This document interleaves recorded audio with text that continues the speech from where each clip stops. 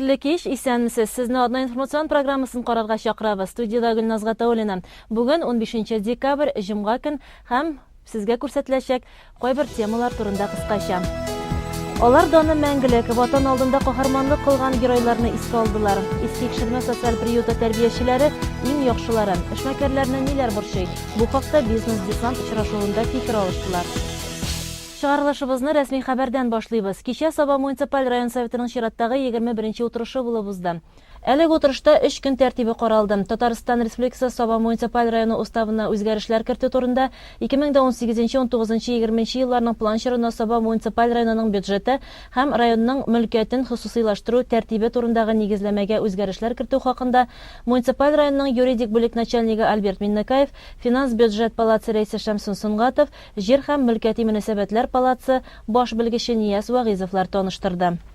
13 декабрь көнне Байлар Сабасындагы Тулпар ресторанында район эшмәкәрләренең бизнес-десант исемле эшлекле очрашуы булып үтте. Анда Саба муниципаль районы башлыгы Рәис Миннеханов, башкарма комитет җитәкчесенең инвестицияләр һәм территориаль үсеш буенча урынбасары Илнур Кыддусов һәм башка рәсми затлар катнашты. Тулырак Гөлназ Вахитова хәбәрендә. Бизнес-десант республиканың һәр районында нәкъ шушындый форматта үтүче проект. Безнең районнан төрле юнәлештә эш алып баручы 60лап эшмәкәр килгән. Очрашу Татарстан Республикасы икътисад министры Артем Здуновның видео мөрәҗәгате белән башланып китте. Хәл ителүче төп мәсьәләнең берсе соңгы елларда еш күзәтелүче бизнес өлкәсендәге тикшерүләр, төрле органнарның көчле контроле, юк кына тәртип бозулар өчендә штрафка тартып басым ясавы иде. Эшмәкәр тикшерүгә ничек әзерләнергә тиешлегем, штрафларга дучар булмас өчен ниләр эшләргә, тикшерүче органнарның вәкаләтләре нинди булуы хакында сөйләшенде. Чыгыш ясаган белгечләр иң кулай вариант эшне башлаганда һәм алып барганда яхшы юристлар белән бергә эшләү дип киңәш бирә. Безнең районда исә эшмәкәрләрнең мондый төрдәге проблемага дучар булганы юк диярлек. Әлегә басым ясаганнарын сизмибез. Эшне алып баруы авыр түгел ди. Әле күптән түгел генә Байлар Сабасында ачылган хәләл кибете хуҗасы Алина Гафиятуллина. Саба районында бердән-бер кибет ул хәләл кибет. Шуңа күрә именно хәләл ризыкны гына без инде халыкка тапшырабыз, тәкъдим итәбез. Менә хәләл продукцияны табуы, тәэмин итүе авырмы халыкны? Хәләл ризык белән. Хәзерге көндә Саба халкы именно менә хәләл ризыкка дип бара, чөнки Сабада безнең бик күп мөселманнар хәләл ризык табуы рәхәт түгел инде, но аның үзенең точкалары бар ала торган. Җитештерүчеләр күбәядер инде көннән-көн шулай. Әйе, чөнки барыбер элеккеге шикелле түгел, бары халык хәзер дингә таба бара, мөселман диненә таба. Шуңа күрә җитештерүчеләр җитәрлек. Менә үзләре сезнең шундый хәләл кибет ачканыгызны белеп, җитештерүчеләр үзләре инициатива күрсәтеп сезгә мөрәҗәгать итәме, хезмәттәшлек итәргә теләк белдереп? Әйе, барыбер шалтыраталар, киләләр, безнең белән эшләргә дип әйтәләр инде, шагыннар белән без эшлибез инде. Алдагы көнгә нинди планнар сезнең? Бәлки киңәергәдер тагын. Алдагы көндә алай берсә, иншаллах зураерга иде инде. Ну, самое главное, кергән акчаның бәрәкәтен алырга. Безнең халкыбызга дөрес хәләл ризык бирергә. Райондашыбыз Айдар Тимербаев эшмәкәрлекне ике төрле юнәлештә алып бара. Татар эстрадасы йолдызлары өчен җырлар иҗат итүдән тыш, Саба районы халкын икшермә икмәге белән дә тәэмин итә ул. Берсендә калдырырга тырышмыйм, чакырган һәрбер җыелышларга, мондый чараларга катнашырга тырышам. Вакыт булуга караптан инде әлегенә дәт Казанга кайтып төштем. Шуның махсус шуның өчен. Эшмәкәрлек белән шөгыльләнүе авырмы хәзерге заманда? Җиңел түгел инде. Конкуренция дигән нәрсә бар бит. Тырышырга кирәк, эшләргә. Менә әлегенә милли музыка премиясе булган, милли музыка премиясе. Анда минем 3 җырым алды. Илсия Бәдретдинова, Рифат Зарипов, Ризат Зинер Рамазановлар. Менә һәр татар җыры була. Анда 2 җырым алтын барысы алачак. Минем 2 эшмәкәрлек тегендә дә, монда да теге. Халыкны рухи язык белән дә туендырабыз. Ипи белән.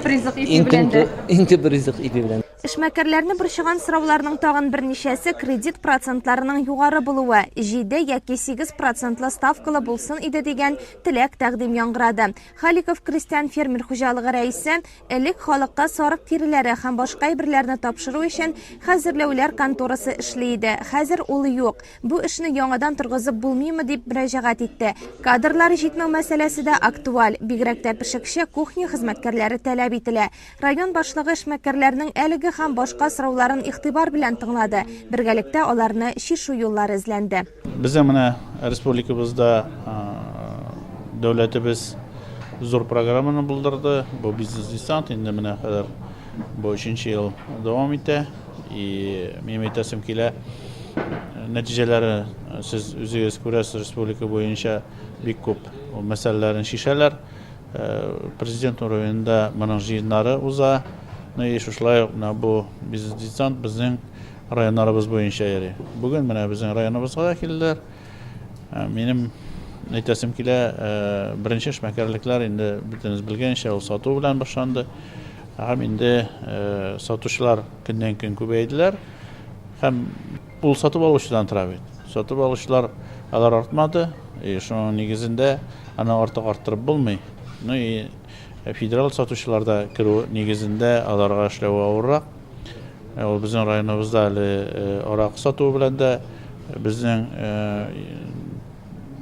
тиешле кибетләрдә генә сатылу нигезендә аларның күпмедер табышлары югалды. Ул тоже нидер бер мәсьәләне аларга авыр айтты дип әйтергә кирәк иде. Тәртипкә салыну алар өчен бит ул тәртип шуның хәтлегенә, аларга бит инде керем кирәк. Халык уянды, яшьләр көннән-көн эштәлегенә кереп, бүген көндә җитештерү программаларына керәләр һәм җитештерә башладылар. Инде моны белән шөгыльләнә башлаганнарга бик зур рәхмәт. Аларны без радио, телевидение аша күбрәк алар турында сөйләргә, күрсәтергә. Минем әйтәсем килә, бүген халык дип әйтергә кирәк инде күбәйберне белми. Эштәлегенә кермиләр һәм теге җиңелдән генә башлыйбыз, нәрсәдер югалткан аркасында бу әйбердән туктыйбыз, белмәгән аркасында. Шуның өчен юридик дөрес итеп бу эшне башлау, аның бизнес планын дөрес итеп булдыру һәм инде киләчәктә бу хушутын дөрес алып бармау аркасында күп эшмәкәрлекләр үзләренең башлаган эшләрен ташлыйлар. Шуның нигезендә менә бүген көндә моңа кем каршылык куя, кем ачыктан-ачык сөйләшеп бетмәсә, күпмедер әзгенә булса да ул алга таба барышы бар. Аның бит инде ширин качырган үлгән ди бит. Бу җирдә дә без беләсе килә безнең үзебезнең дөрес эшләп бетермәгән әйберләребезне алар урында булыр өчен алар булып эшләргә кирәк. Алар безне аңлар өчен алар безнең урында эшләргә тиеш. Шуның өчен бер-беребезне аңлар өчен без күбрәк очрашырга тиеш, моның мәсьәләсе турында сөйләшергә тиеш. Бу нәрсәне шишергә кирәк. То есть любой әйбер инде ул бер җирдә кимесә, икенче җирдә арта. Шуның өчен әлләнсә зур әйбер уйлап та чыгарып булмый бит инде. Ул кимдернең ипиен алу дип әйтегәндә һәр вакыт нәрсәдер эшләгән вакытта. Шулай булса да бүген көндә эш урыннарын булдыру һәм инде көндәлек табышын кешенең булдыру ул зур әйбер. Моның буенча республикабызда, безнең районда да мин әйтәсем килә, нәтиҗәле безнең эшләребез артык әле юк. Безнең күбрәк дөресен әйтергә кирәк, авыл хуҗалыгын ничек булса саклап калдыру һәм анда булышлыкны күбрәк тырыштык. Бүген көндә күпмедер переработка кая бар, шунда булышлыкларын карадык. Шул ук менә урман хуҗалыгын алганда агач эшкәртү цехларын, ниләрен алар яңарттылар, аларга күпмедер булышу һәр технопарк буенча менә тоже уже малый средний бизнеска аларга яхшы урыннарын булдыру, шәһәрдән дә шундый площадкаларын булдыру. Һәм районыбызда нинди буш биналарыбыз бар, аларны инде кыйбат 70 генә арендларын шунда нидер эшмәкәрлекләрен башлау буенча шундый сайтта инде ул биналарыбызны күрсәтеп Бірге кеңешіп, мен ойлаймын, грантлар негізінде алар недер оборудование алып, өзләренең эшмәкәрлекләрен башлап җибәрүчеләр күбрәк булыр дип уй бар шундай. Ну, моның өчен беренчедән дәүләтебездә тынычлык кирәк. Бүгенге көндә шул ук социаль учреждениеләребезне республика уровенда бик күп мәсьәләләрен шишелә. Детсад, мәктәп, юллар, освещениелар, клублар, нәрсә телибез шуны эшлиләр. Безнең яктан инде менә бу эшмәкәрлекләрен, яңа эш урыннарын булдыру, яңа производствоны булдыру, әле мемлекетсен килә без дәүләт үзелешен керткәнгә караганда безнең яктан әле азрак дип әйтим. Шуның өчен безгә тырышырга кирәк, эшләргә кирәк. Эш урыннары булган саен, табыш булган саен, кешенең тормыш итә торган табышы артачак. Шуның нигезендә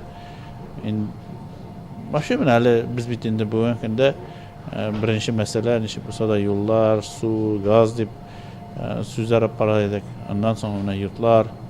Бүгенге көндә шул хәтле уровеньга җиттек. Нидер парк кирәк, безгә нидер набережная эшләү кирәк. Су кыйна торган урыннарыбыз нидер уровеньда булырга тиеш. Зиратларыбызны тәртипкә салу, ул бит менә андый нәтиҗәгә, андый уровеньга җитү, ул үзебезнең дәүләтебезнең байлыгы дип әйтергә кирәк. Беренче байлыгы халык, һәм инде халыкның тормышының көндәлек нәтиҗәсе турында.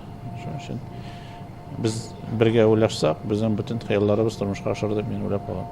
Бизнес-десант проекты кысаларында үткәрелгән эшлекле очрашуда катнашучы 40 шәхси эшмәкәргә сертификатлар тапшырылды. Очрашуда күп төрле мөһим мәгълүмат, эшне уңышлы алып бару өчен кирәкле киңәшләр яңгырады.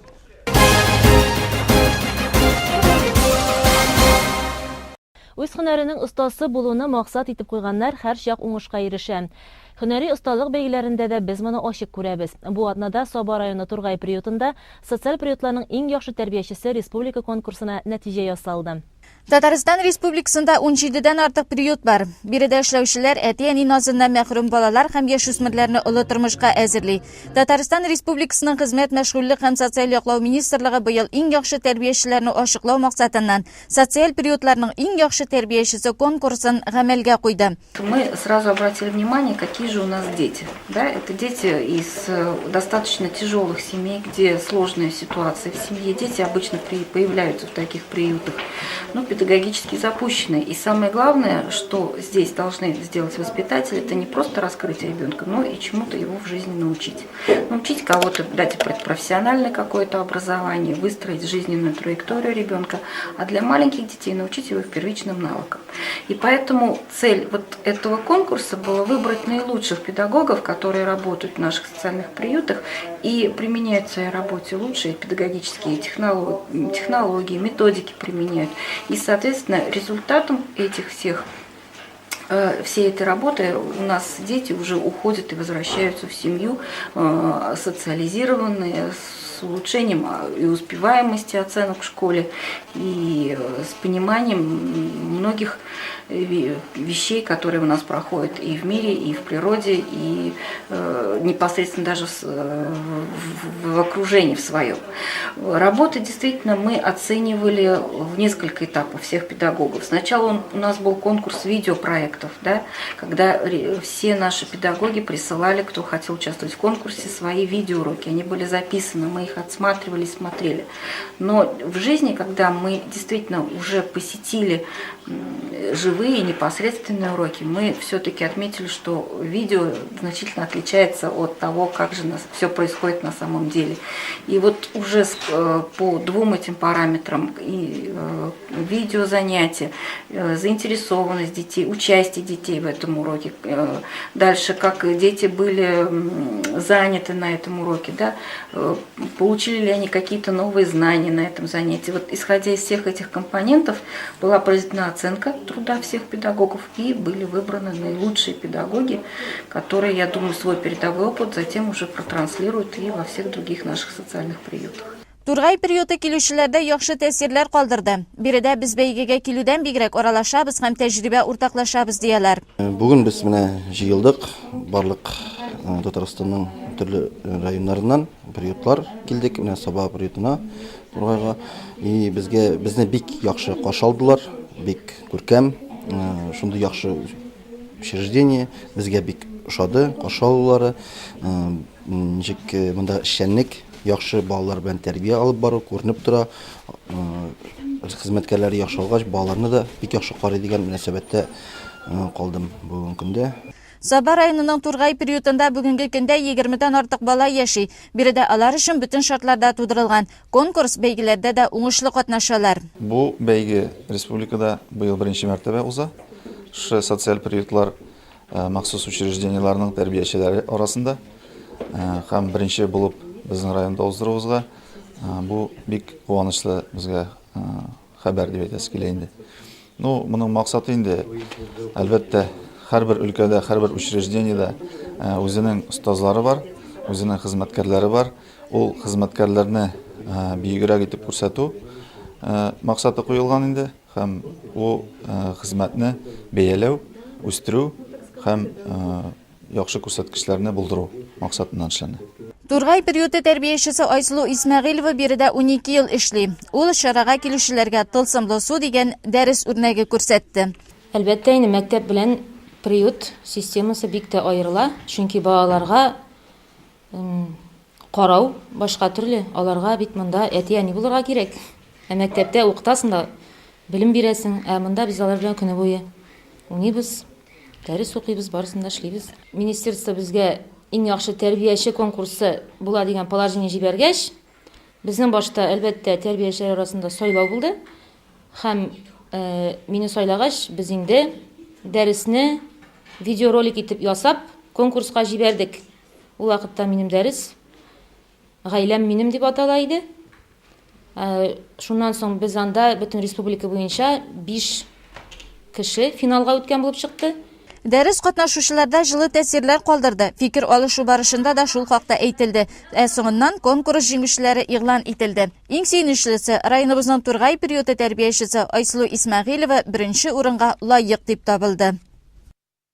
2007 елдан алып 9 декабрь илебездә Ватан геройлары көне буларак билгеләп үтелә. Россиянең иң югары хәрби бүләге Георгий орденына лаек булучыларны зурлыйлар бу көнне. Әмма төрле елларда төрле сәяси конфликтлар аркасында килеп чыккан сугышларда катнашкан барлык солдатлар да безнең өчен батырлар. Чөнки алар үз сәламәтлекләрен һәм гомерләрен жәлләмичә илен, халкын сакларга барган. Әлеге дата уңаеннан Ватан геройларын Саба районында да искә алдылар. Әлеге истәлекле дата Россия Федерациясы Дәүләт Думасы карары нигезендә 2007 елдан билгеләнгән. Ватан геройлары көнен билгеләү тарихы 1917 елга барып тоташа.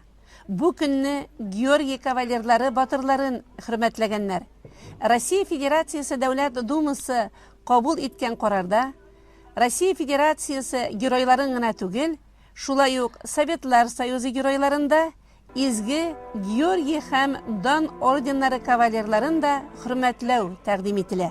Нәкъ менә 9 декабрь көнне Байлар Сабасы үзәгендәге Бөек Ватан сугышы геройлары һәм билгесез солдат һәйкәле янына районыбыз җитәкчеләре, ветераннар, киң җәмәгатьчелек, төрле елларда кайнар нокталарда хезмәт иткән солдатлар һәм мәктәп укучылары җыелды. Көн салкынча һәм кар яуып тора.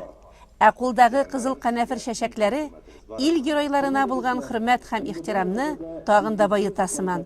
Геройлар барлыкка килгән иң беренче батырлык күрсәтеп ватанны саклауга. Бүгенге көндә Советлар Союзы герое исеменә лаек булган 12775 кеше бар. Аның күбесе Бөек Ватан сугышы елларында 11 меңнән артыгы бу исемгә лаек булган. Геройларыбыз Советлар Союзы геройларының саны кими, ләкин әле алар безнең арада яшәүчеләре дә бар. 2007 елда шушы бәйрәмне билгеләп үтү билгеләнгән елда 833 героебыз исән булса, менә 10 ел эчендә инде алар 606-га калганнар. Бүгенге көндә әле исән Советлар Союзы герой исеменә лаек булган 606 Россия гражданы яшәп килә һәм бүгенге бәйрәм шуларны искә алу көне. Соңыннан һәркем һәйкәлләргә чәчәкләр салды. Карлар төшеп, көннәр салкынайтуга авылларда өмәләр башланды. Беренче чиратта казлар сою, аларны йолку, тазарту, су буена алып төшеп, юу кебек эшләрне күмәк көч белән башкару өчен каз өмәләре уздыралар. Шушы көннәрдә генә безнең иҗат төркеме Курсабаш авылында яшәүче Шайнуровлар гаиләсе уздырган өмәдә булып кайтты. Атна информацион программасын чарадан әзерләнгән кыскача материал дәвам итәчәк, ә инде тулырак бу хакта без сезгә алдагы чыгарылышта сөйләрбез. Каз өмәләре авыл тормышының күренекле вакыйгасы. Ул эш кенә түгел, матур итеп аралашу, күңел ачу, бергә моңлану да булып тора. Ә хезмәтенә килсәк, күмәкләшеп эшләгәч, каз йолку бәйрәм сыйфаты ала. Бу Шайнуровлар гаиләсендә дә шулай. Биредә һәр ел сайын 25-30 лап каз үстерәләр. Быел аларның саны 30дан да артып киткән. 6 каз бәбкәсен үзебезнең казлар утырып чыгарды. 25-ен инкубатордан алып куштык дип сөйләде хуҗабикә Ания Шайнурова. Мин шағыннар, мен ауылда тұрғанда, екінші ауылда тұрдым, мен шул ақтан қаз үтіре башладық. Аннары мында мен кеште 2 қаз бола тұрғаны, 2 қазға 15-20 бейбі шыға тұрғаны, шуларны үстеріп, гіл шулай тұрып қаз үйдік. Қазірде енді өзіміз осырыбыз, атабыз, анабыз, қазыбыз бар. Әр бірсіне де бейбі шығармаса, әр елінде бір 5-6-ны шығаралар да, шуңар хүкіметті бар алып құшабыз. Ел сайын 25-30 қаз осырыбыз енді. Қазларын енді міндерлер ясыйбыз, балаларға міндерлер ясап күйеуге бердік, үйлендірдік. Балаларына қазір күйеуге бардылар, үйленділер, оларға бердік. Артығы болса сатабыз, қазларын да өзіміз ашыйбыз, балаларға береміз. Артығы болса сатабыз. Шулай еттеріп, әкерінге ел сайын қаз үстермеші қағанымыз жоқ. Yüzlep şebi, onlar 15'lerle ördek, 30'lap kaz asarıyorsun yıl sayın. Каз бәбкәләрен ата каз белән ана каз үзләре саклап үстергән. Йорт хуҗалары бу яктан мәшәкатен тыймыйбыз ди. Өмәне иратлар башлап җибәрә. Казларны чалырга авылның җиңел куллы, бар нечкәлекләрен белүчеләрне чакырырга тырышалар. Алар эшләсә казның ите тәмле, йомшак була диләр. Каз бала йонлы булмасын өчен күбрәк аралашырга кирәк икән. Каз үзе бер күңелләргә елга бер мәтәгә киләткәндә тәйде ул. Аны үзешәргә юк инде. Бисмилlah айтасың инде кыйблага куясың, унан соң bir әскә төзеп, суясың инде, аны бүтән ишетәсің инде, қатын қызлар әп кіріп, анар мұншаға, алар үзләре жол қиынданы, анар шешмәгә төшәләр инде, анда уже мужиклар қатысмый бит инде. Мин суюшы гына, мин әвәтә бисмиллahны айтып суям да инде, минем кул йомшак була, қаты жынны булмый инде, бала жынны булмый инде. Шуңа күрә мин өстериләр инде. Борынгырак чорларда бу өмәләр барышында үтәлергә тиешле күп кенә кагыйдәләр, йолалар булган. Әйтик, кул арты китмәсен өчен йылкыган вакытта казны идәнгә төшереп җибәрүдән нык сакланганнар. Өмәдә катнашучы ханымнар моның барысын да яхшы белә. Менә монда култыгасында булган җыңы, хәрәм җыңы асын алып яндыралар, асын бер нәрсә тута торган җың булмый инде ул. Күп җың түгел ул, 5-6 штук менә шулай. Яш вакыттан кияүгә чыкканчы катнаша башлаган инде каз өмәсендә. Менә әле дә Аллага шөкер, һаман каз өмәсендә шулай итеп бергәләп, күңелле итеп эшлибез, күңелле итеп йөрешәбез бер-беребезгә. Күмәк эшләсәң күңелле була. Әйе, авылыгызда казларны күп асрыйлармы? Күп асрыйлар, хәзер күпләп асрый башладылар. Бер ара асрамый башлаганнар иде сәбәпләр аркасында инде. Хәзер бөтен кеше каз асрый, үрдәк асрыйлар бик күпләп. Шулай итеп үрдәккә дә өмәгә йөрешәбез бер-беребезгә кызлар белән, казга да. Хатын-кызларның йылкыган казларны киянтәгә асып, авыл урамнарына ям истәп, җырлый-җырлый инеш чишмәгә алып төшеп юуы өмәнең иң күңелле мизгелләре. Ә суның быздай салкын булуы әйбәт саналган. Шундый суда юсаң, казның ите аграк та, тәмлерәк тә була. Каз каурыйлары сибу, киләсе елда каз бәбкәләре күп булсын өчен эшләнелә.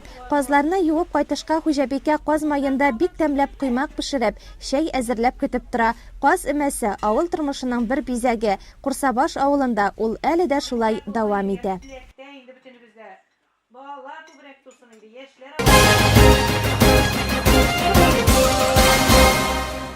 Россия Федерациясы территориясында бушлай медицина хезмәтеннән файдалану өчен пациент теге яки бу медицина учреждениесендә иминиятләштерү полисын күрсәтергә тиеш. Полис булмаган яки аның яраклылык вакыты чыккан очракта авыру ашыгыч медицина ярдәменә генә өмет итә ала. Медицина иминиятләштерү полисыннан файдаланучы тагын нәрсә турында белергә тиеш. Бу хакта безгә Акбарс иминият төркеменең Саба филиалы директоры Рафаил Гумаров сөйләр. Паспорт кебу медицина полисы һәр вакыт үзең белән йөрергә тиеш. Полис хуҗасы пациент хукукларын дигән понятиене белергә тиеш. ул рәсми рәвештә теркәлгән кагыйдәләр һәм шул нигездә медицина учреждениеләре үзләренә беркетелгән пациентларны кабул итәргә тиеш. Әгәр дә инде ул кагыйдәләр бозыла икән, пациентлар безгә мөрәҗәгать итәләр. Шулай ук тәүлек буе эшли торган телефон бесплатный горячий линияга шалтыраталар. Шулай ук районыбызда яшәүче халыкка мөрәҗәгать итеп шуны әйтәсе килә. Күбегез бүгенге көндә 2011 елның 1 маена хәтлек алыштырган менә шушындый иске рәвештә полислар белән файдалана. Бу полисларны срочно алыштырырга кирәк, менә шушындый электронный вариант. Чөнки медицина учреждениеларына мөрәҗәгать иткәндә проблемалар килеп чыгарга может. Андый проблемалар килеп чыкмас өчен тизрәк безгә килүегезне сорыйм сездән. Акбарс иминiyat төркеме хәзер районыбызда яшәүчеләр өчен «Окей, доктор» дип исемләнгән телевизион медицина сервисында тәкъдим итә. Бөтен республика буенча соралучы бу яңа төр хезмәт табиб белән көндәлек элемтәдә булуына, билгеле бер табиб белгечләр белән аралаша алу мөмкинлеген тәэмин итә. Телефон аша яки видео аралашу ярдәмендә пациент шикләнмәгән күләмдә табиб киңәшләрен, консультацияләр ала ала. «Окей, доктор» телевизион медицина хезмәте гади дә уңайлы да. Мин тәҗрибәле табиб буларак, «Окей, доктор» медицина хезмәтен үзенчәлекле, уникаль һәм һәр кешегә дә кирәкле хезмәт дип атасым килә. Һәр районда яшәгән һәрбер кеше үзенә кирәкле табибка язылып, сәламәтлегенә кагылышлы проблемаларны хәл итәргә кирәкле консультациялар алырга мөмкин. Бу бик тә уңайлы. Еш кына авыру кешегә ниндидер бер гади генә мәсьәләне хәл итер өчен дә үзәк шифаханәгә үзенең табибына барырга туры килә. Әлбәттә инде язылган, язылу вакыты, чират тору, кайтырга, китергә сарыф ителгән вакытны исәпкә алганда, «Окей, доктор» телемедицина хезмәте кулайрак вариант булып чыга. Идән чыкмый гына телефоннан яисә видео элемтә ярдәмендә табиб белән аралашып була. Ул сезгә нинди анализлар бирергә кирәк, нинди тикшеренүләр узарга кирәклеге турында үзенең күрсәтмәләрен бирәчәк. «Окей, доктор» медицина хезмәте тиздә, уңайлы да. Мин моны бөтен кешегә киңәш итәм. «Окей, доктор» заман медицинаның бүгенге һәм киләчәге. Акбарс иминiyat төркеме Татарстан Республикасында бу проектны беренче булып тормышка ашырганга бик бәхетле. Шулай ук әйтәсе килә, районыбыздагы эшмәкәрләргә, малый һәм средний бизнеста эшләүчеләргә АБС бизнес дигән яңа страховой продукт барлыкка килде. Якыннарыгызны саклагыз, безгә килегез. Сәламәтлек һәм милкәтегезне саклауда без сезгә булышырбыз. «Окей, доктор» сервисы түләүле хезмәт, аның өчен 1 елга абонемент сатып алырга мөмкин. Бүген сезне таныштырасы яңалыклар шулар иде. Чыгарылышыбыз реклама һәм Филус Кахиров концерты белән дәвам итәр. Мин сезнең белән саубуллашам, илкеннәребез тыныч, тормышларыбыз түгәрәк, гаиләләребез бәхетле һәм һәркем сәламәт булсын.